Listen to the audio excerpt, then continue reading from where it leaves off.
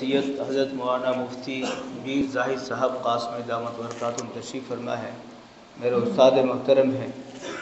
کتنے ان کے شاگرد ہندوستان کے اندر دین کی خدمت انجام دے رہے ہیں، جن میں سے سب سے چھوٹی مثال میری میں نے آپ سے علم سیکھا ہے، اور یہاں الحمدللہ جو خدمت ہو رہی ہے وہ آپ سب کے سامنے ہے۔ علماء کی زیارت، ان کے بیانات، ان کے خطاب سننا یہ ہماری بہت بڑی خوش نصیبی ہے۔ جہاں علماء کا وجود ہوتا ہے اللہ پاک وہاں رحمتیں برکتیں عطا فرماتے ہیں۔ اس بارے میں بہت ساری احادیث و بڑے فضائل ہیں، وقت کم ہے اس لیے میں نے آج اذان 2-5 منٹ پہلے پڑھوا دی تاکہ ہمیں خطاب زیادہ سننے کو ملے۔ تو آپ حضرات ذرا صحیح بیٹھ جائیں، جو خالی جگہ ہے اس کو پر کر لیں، بھائیوں کو جگہ دے دو، پیچھے جو آگے آ جائیں ماشاءاللہ، تاکہ بعد میں آنے والوں کو بھی جگہ ملتی رہے۔ میں حضرت سے درخواست کروں گا تشریف لائیں اور ہمیں خصوصی ارشادات سے نوازیں۔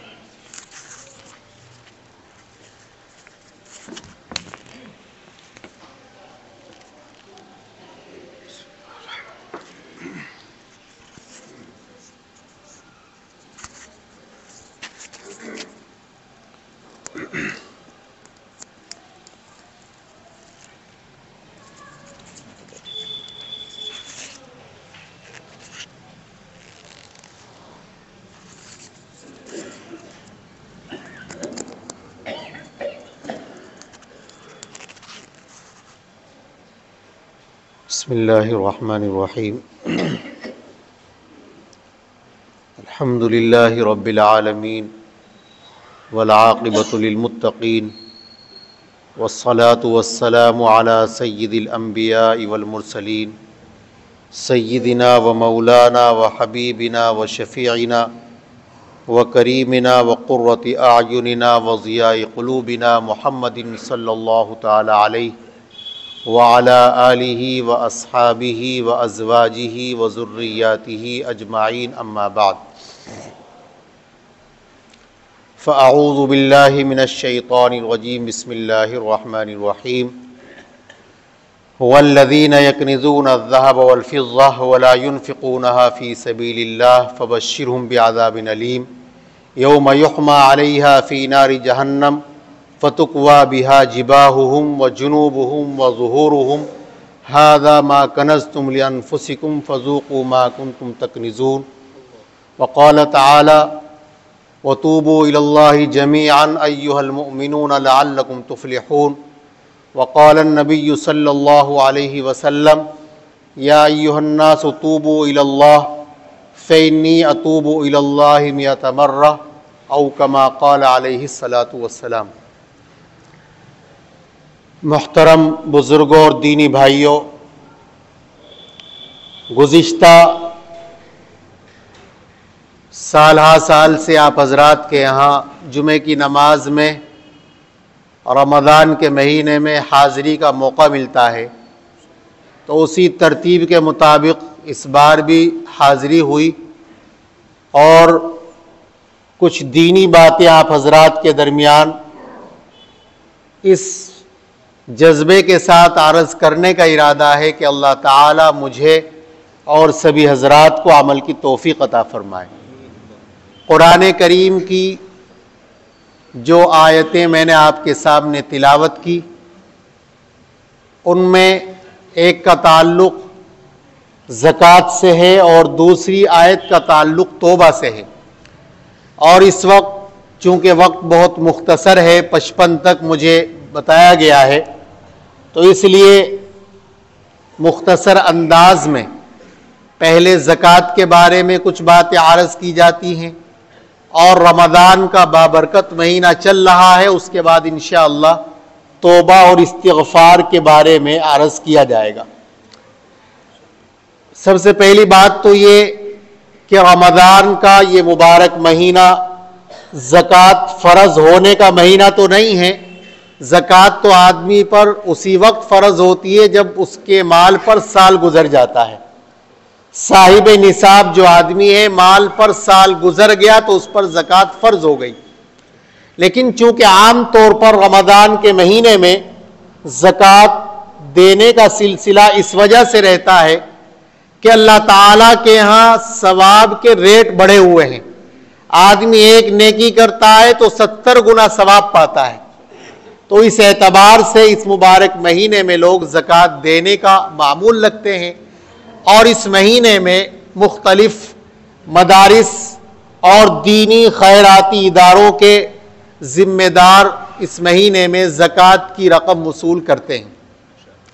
مال اللہ کی وہ بڑی نعمت ہے کہ جو اللہ تعالیٰ نے بندے کو دیا ہے، اور یہ اللہ کا فضل ہے کہ اللہ تعالیٰ جسے چاہے اس کے لیے رزق کے دروازے کھول دے اور جس کے لیے چاہے تنگ کر دے. اللہ یبسط الرزق لمن یشاء ویقدر.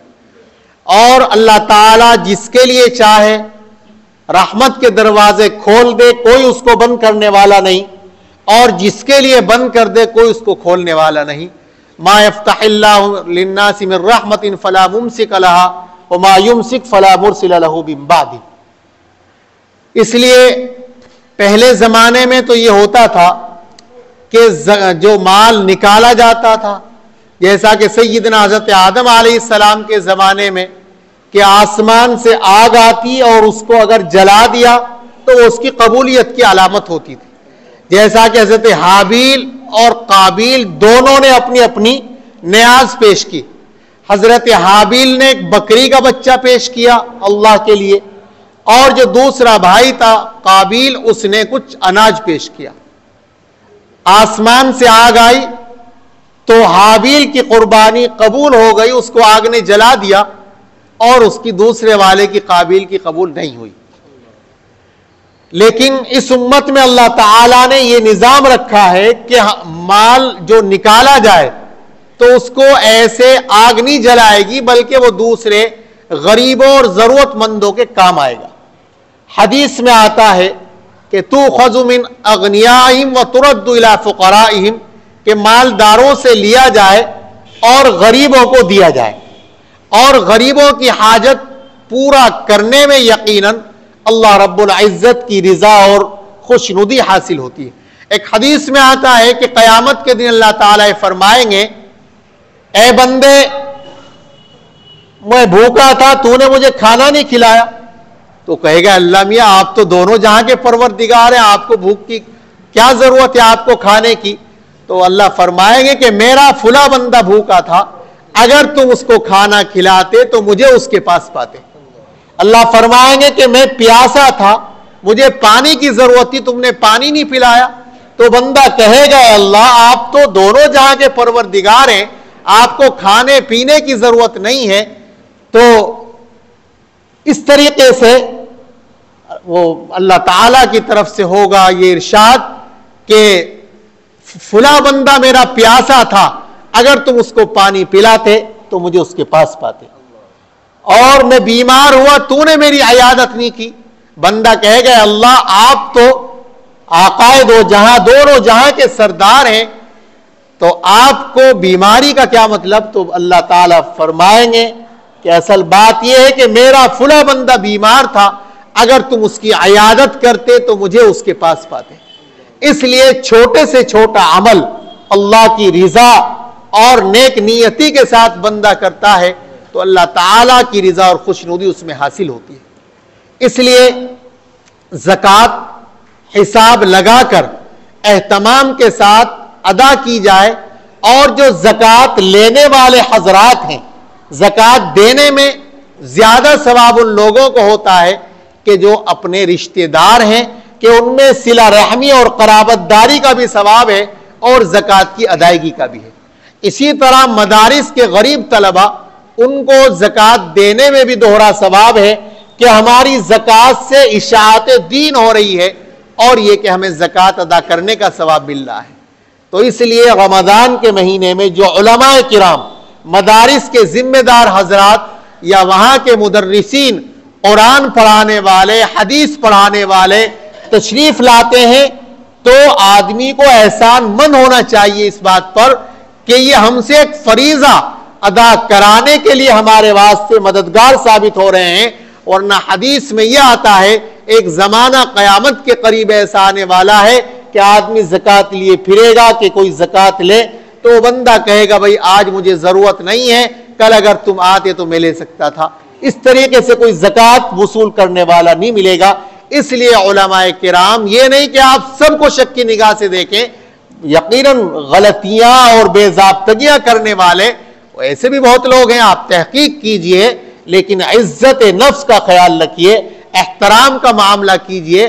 آپ کو اگر شک شبہ ہے آپ نہ دیجئے, لیکن کسی کی توہین نہ کیجئے. وَأَمَّا السَّائِلَ فَلَا تَنْهَرْ, کوئی بھی آدمی آپ کے پاس مانگنے کے لیے آ رہا ہے, آپ کو شبہ ہے کہ پیشہ ور معلوم ہوتا ہے, آپ مت دیجئے, لیکن بہرحال اس کو جھڑکنا, کچھ پتا نہیں کہ اس کا اور اللہ کا کیا معاملہ ہے.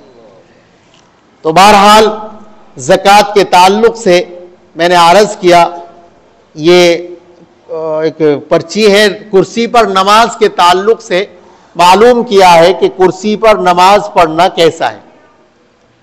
تو نماز یہ ایک ایسا محتم بالشان فریضہ ہے کہ انسان اس کے لیے بہت اہتمام کے ساتھ پورے کپڑے پہن کر کے آئے. عام طور پر کیا ہوتا ہے کہ آدھی آستین کی شرٹ پہن کے آگے, اور بہت جو شرٹ وہ ایسی ہے کہ جب سجدے میں رکوع میں جاتے ہیں تو بعض اوقات سطر کھلنے کا اندیشہ, اور سطر کھل گیا تو نماز فاسد. اس لیے پورا لباس, آدھا ادھورا لباس پہن کے نماز پڑھی جائے گی تو نماز بھی آدھی ادھوری ہوگی. اس لیے پورا لباس آستین تک, اور یہ کہ کرتا نیچے تک, اور پائجامہ ٹخنوں سے اوپر, اس طرح سے آپ نماز ادا کریں. اور اسی طرح بعض حضرات کو دیکھا کہ ٹوپی نہیں ملی, چلو ننگے سر ہی کھڑے ہو گئے. تو ننگے سر بھی نماز پڑھنا ثابت نہیں ہے کسی حدیث سے. جو حج اور عمرے کا معاملہ ہے وہاں پر چونکہ اللہ کے رسول صلی اللہ علیہ وسلم کا حکم ہے, لہذا وہاں تو ننگے سر ہی رہنا ضروری ہے. احرام کی حالت میں ہے تو آپ کے لیے وہاں تو چونکہ جنون والی کیفیت ہے, ایک اللہ کی محبت میں بندہ دیوانہ ہے, اللہ کی طرف سے حکم ہے کہ بس تمہیں کوئی لباس نہیں پہننا, صرف 2 کپڑے, 2 چادریں, ایک باندھنے کی اور ایک اوڑھنے کی, اس کے علاوہ کوئی کسی کپڑے کی اجازت نہیں سلے ہوئے کی, لہذا وہاں تو ٹوپی کا کوئی مسئلہ ہی نہیں آتا. لیکن اس کے علاوہ باقی جو نمازیں پڑھی جاتی ہیں تو ٹوپی پہن کر کے نماز پڑھنا چاہیے. اور جہاں تک کرسی پر نماز پڑھنے کا مسئلہ ہے تو آپ یہ یاد رکھیں کہ نماز کے اندر قیام فرض ہے, قیام کھڑا ہونا فرض ہے. اگر بغیر کسی مجبوری کے اس کو چھوڑا جائے گا تو نماز نہیں ہوگی. جیسے بعض لوگ دیکھنا کہ صاحب ٹرین میں صاحب کرسی پہ پڑھ لیں گے بیٹھ کے, بھئی جب آپ کھڑے ہونے پر قادر ہیں تو بیٹھ کے پڑھنے کا کیا مطلب. اس لیے قیام فرض ہے. اگر کوئی آدمی کھڑے ہو کر نماز پڑھ سکتا ہے اور پھر وہ کرسی پہ بیٹھ کے نماز پڑھ رہا ہے تو اس کی نماز نہیں. اسی طرح سے آدمی رکوع سجدے پر قادر ہے, رکوع بھی کر سکتا ہے, سجدہ بھی کر سکتا ہے, اس کے باوجود وہ کرسی سے نہیں اترتا ہے تو ظاہر ہے رکوع بھی فرض ہے, سجدہ بھی فرض ہے کہ نہیں. بھائی جو نماز کے فرائض ہیں وہ تو معلوم رہتے ہی ہیں, تو دونوں چیزیں فرض ہیں. لہذا جب رکوع پر قادر ہے اور پھر رکوع نہیں کر رہا ہے, سجدے پر قادر ہے پھر سجدہ نہیں کر رہا ہے تو نماز نہیں ہوگی. اس لیے بعض اوقات ایسا ہوتا ہے کہ آدمی کی کمر میں مثلا ایسی تکلیف ہے کہ وہ رکوع پر قادر نہیں, سجدے پر قادر نہیں, لیکن قیام پر قادر ہے. تو وہ جب نماز کھڑی ہو تو کھڑے ہو کر کے نیت باندھے, اور رکوع سجدہ چونکہ وہ کر نہیں سکتا لہذا جب رکوع سجدے میں جائے تو کرسی پہ بیٹھ جائے. آپ سمجھ رہے ہیں کہ مثال کے طور پر ایک آدمی کھڑا تو ہو سکتا ہے لیکن کمر کی تکلیف کی وجہ سے یا گھٹنے کی تکلیف کی وجہ سے وہ رکوع نہیں کر سکتا, سجدہ نہیں کر سکتا, تو اس کے لیے اجازت ہے کہ وہ کرسی پہ بیٹھ کے نماز پڑھے. اور یہ کرسیوں کا رواج ابھی گزشتہ چند سالوں سے شروع ہوا, ورنہ بیماریاں پہلے بھی ہوا کرتی تھی اور لوگ نیچے بیٹھ کے نماز پڑھ لیا کرتے تھے. کھڑے ہونے میں تکلیف ہے تو بیٹھ کے نماز, اور بیٹھنے میں تکلیف ہے تو لیٹ کے نماز. بہرحال نماز کسی صورت میں معاف نہیں رکھی گئی. اس واسطے بلا ضرورت کرسیوں پر نماز اگر پڑھی جائے گی اور دیکھا دیکھی پڑھی جائے گی. ہمارے یہاں مظفر نگر میں ایک ایسے مستری کو ہم نے دیکھا جو کار کا میکینک ہے اور خوب لیٹ کے کھڑے ہو کے اور کیسے کیسے کار ٹھیک کر رہا ہے, اور مسجد میں آتا ہے کرسی بچھا کے اور بیٹھ کے نماز پڑھتا ہے آرام سے. اس کو بتایا بھائی بندہ خدا ایسا ظلم نہ کر, تیری نماز کیسے قبول ہوگی, تو اس کو پتہ ہی نہیں مسئلے کا. تو اس لیے کسی کو اگر ایسی ضرورت اللہ نہ کرے پیش آتی ہے تو اس کے لیے ضروری ہے کہ ہم اپنے ائمہ سے, اپنے علماء سے رجوع کریں، معلوم کریں، اور مسئلہ معلوم کرنے کے بعد ہی ہم یہ کرسی کا سلسلہ شروع کریں۔ دیکھا دیکھی نماز پڑھنا کرسیوں پر اگر ہوگا تو اس سے یقیناً یہ فریضہ نماز کا ہمارے ذمہ باقی رہے گا اور ہم نماز ادا کرنے والے نہیں ہوں گے اور ہماری نماز نہیں ہوگی۔ اب یہ وقت چونکہ بالکل ہو گیا، 1 منٹ باقی ہے، اور میں نے جو دوسری آیت پڑھی تھی توبہ کے تعلق سے، اگر اجازت ہو تو عرض کر دوں۔ اللہ تعالیٰ نے ارشاد فرمایا وَتُوبُوا إِلَى اللَّهِ جَمِيعًا أَيُّهَا الْمُؤْمِنُونَ لَعَلَّكُمْ تُفْلِحُونَ، اے ایمان والو تم سب اللہ کے سامنے توبہ کرو تاکہ تم کامیاب ہو جاؤ۔ توبہ کا مطلب ہے کہ آدمی آئندہ گناہ کرنے کا، نہ کرنے کا پختہ ارادہ کر لے اور دل کے اندر ندامت اور شرمندگی پیدا ہو جائے۔ یہ توبہ کا سب سے بڑا رکن ہے۔ ایک تو صرف ظاہری الفاظ ہیں، اے اللہ میری توبہ، اے اللہ میری توبہ، اور ایک دل کا آدمی کا شرمندہ ہو جانا، اصل یہی معتبر ہے۔ حضرت عمر رضی اللہ عنہ کے زمانے میں ایک شرابی جس نے توبہ کر لی تھی لیکن عادت نہیں چھوٹی، شراب کی بوتل دبائے ہوئے جا رہا ہے۔ حضرت عمر رضی اللہ تعالیٰ عنہ چونکہ خبر گیری فرمایا کرتے تھے، سامنے سے نظر پڑی تو گھبرا گیا، اور کہ امیر المومنین سامنے سے آ رہے ہیں، دل میں اللہ سے توبہ کی اور شرمندہ ہوا، اے اللہ آج مجھے عمر کے سامنے رسوا نہ کر۔ تو جب قریب آئے پوچھا امیر المومنین نے کہ اس میں کیا ہے؟ کہا کہ امیر المومنین اس میں سرکہ ہے۔ اس بوتل کو کھول کے دیکھا تو وہ سرکہ اللہ نے بنا دیا اس کو، اس کی توبہ کی برکت کی وجہ سے۔ حضرت فضیل بن عیاض رحمہ اللہ ہمارے سلسلہ چشتیہ کے ایک بڑے اللہ والے گزرے ہیں۔ ان کا واقعہ یہ ہے کہ وہ بہت بڑے ڈاکو تھے، بہت زیادہ اس طرح سے آفت مچانے والے اور لوگوں کو پریشان کرنے والے، ڈاکہ زنی کرنے والے۔ تو اللہ تعالیٰ نے ان کی کایا پلٹ کر دی۔ ایک صاحب کے یہاں جوان لڑکی، تو وہ ان کے یہاں آئے تھے بری نیت سے، تو اس لڑکی نے کہا کہ ان کو آنے دو۔ لڑکی اوپر چلی گئی چھت پر، اور وہاں جا کر کے اس نے قرآن کریم کی تلاوت شروع کر دی۔ وہ چونکہ عرب تھے، عربی جانتے تھے، اس لیے قرآن کریم پڑھنا شروع کیا، اور وہ بچی جو قرآن پڑھ رہی ہے قرآن کریم کی اس آیت کو، أَلَمْ يَعْنِ لِلَّذِينَ آمَنُوا أَن تَخْشَعَ قُلُوبُهُمْ لِذِكْرِ، کیا ان لوگوں کے لیے ابھی وقت نہیں آیا کہ اللہ تعالیٰ کے ذکر سے ان کے قلوب جھک جائیں اور اللہ کے ذکر سے ان کے قلوب ڈر جائیں؟ فضیل بن عیاض کے کان میں یہ آیت پڑی اور فوراً ان کو احساس ہوا، ایک چوٹ لگی اور وہیں سے واپس ہو گئے، اور اللہ تعالیٰ نے ان کے مقدر میں رکھا تھا کہ توبہ کی، اور اپنے پورے جتنے بھی اپنی جماعت کے جتنے ڈاکو تھے سب نے توبہ کی، اور اللہ تعالیٰ نے توبہ کی برکت سے ان کو ایک بہت بڑا اللہ والا بنا دیا کہ آج جب حضرت فضیل بن عیاض رحمہ اللہ کا نام لیا جاتا ہے تو اہل علم جانتے ہیں کہ ان کے احترام میں گردن جھک جاتی ہے کہ کتنا بڑا ڈاکو لیکن توبہ کی سچے دل سے اللہ نے ولی بنا دیا۔ اس لیے بندہ مومن کو کبھی اللہ کی رحمت سے نا امید نہیں ہونا چاہیے، اور استغفار اور توبہ کا سلسلہ برابر کرتے رہنا چاہیے۔ خاص طور پر اس مبارک مہینے میں اللہ تعالیٰ سے اپنے گناہوں کو بخشوانے کا مہینہ چل رہا ہے، معافی مانگنے کا مہینہ چل رہا ہے، اس لیے اللہ سے اپنا تعلق مضبوط کریں اور اللہ کی طرف متوجہ ہوں۔ اور حدیث میں یہ آتا ہے کہ جس کا رمضان صحیح سالم نیکی کے ساتھ گزر گیا تو پورا سال اس کا ایسے ہی گزرتا ہے۔ اس لیے اس مبارک مہینے کی قدر کی جائے کہ اہتمام کے ساتھ روزہ رکھا جائے، قرآن کریم کی تلاوت زیادہ سے زیادہ کی جائے، اور بہت توجہ اور دھیان کے ساتھ نماز تراویح کا اہتمام کیا جائے۔ تو اس طرح سے قدردانی رمضان کے مہینے کی جائے گی تو انشاءاللہ رحمتوں اور برکتوں سے ہم سب کو حصہ حاصل ہوگا، اور اگر ہم نے قدر نہ کی، ایسے ہی گزار دیا، تو ناقدری کا نتیجہ میرے بھائیوں محرومی کے علاوہ اور کوئی چیز ہاتھ نہیں آتی ہے۔ اللہ تعالی ہم سب کو عمل کی توفیق عطا فرمائے اور اس مبارک مہینے کی برکتوں رحمتوں سے حصہ نصیب فرمائے۔ وآخر دعوانا الحمدللہ رب العالمین۔